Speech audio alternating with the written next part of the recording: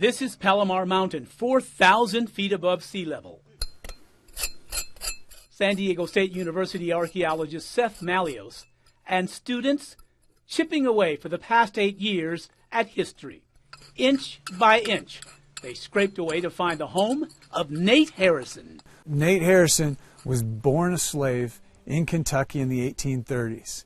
And then he's brought west for the gold rush, 1840s, 1850s.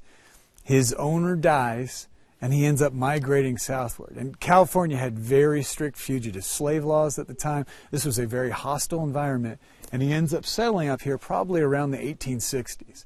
And we were excited about studying Nate Harrison. Professor Malio says Harrison's story is about overcoming hardship. He was able to mix in with Native American, Mexican, and Anglos, something unheard of in San Diego at that time, but not up on the mountaintop. He built this home in the 1860s.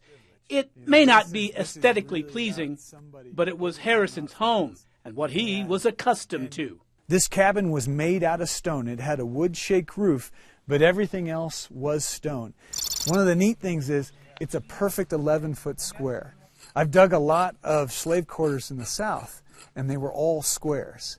Anglos build rectangular structures. Let me tell you, African Americans typically build square structures, and furthermore, small houses with big yards. Nate Harrison was characterized as a mountain man, a rancher, and a very charismatic storyteller.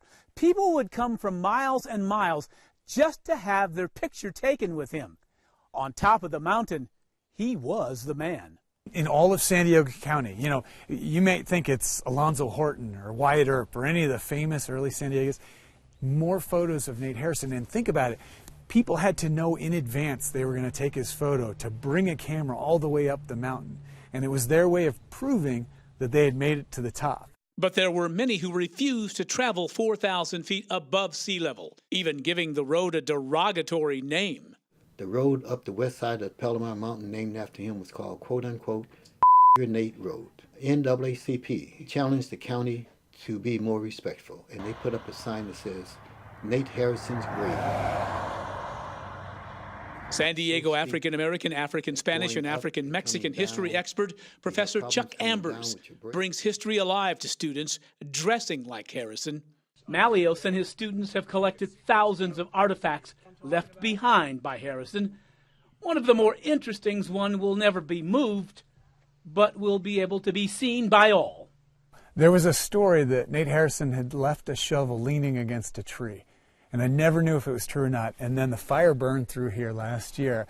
And what it ended up exposing is that story is true, because there is the shovel blade inside of this tree. The shovel wrapped around the tree, and a pioneering black man wrapped up in the mountains away from urban prejudices. Nate Harrison's legacy is that he was the first African American on the mountain, and he was just like an ambassador. Nate Harrison died at the age of 91 in 1919. Phil Farrar, CW6 News.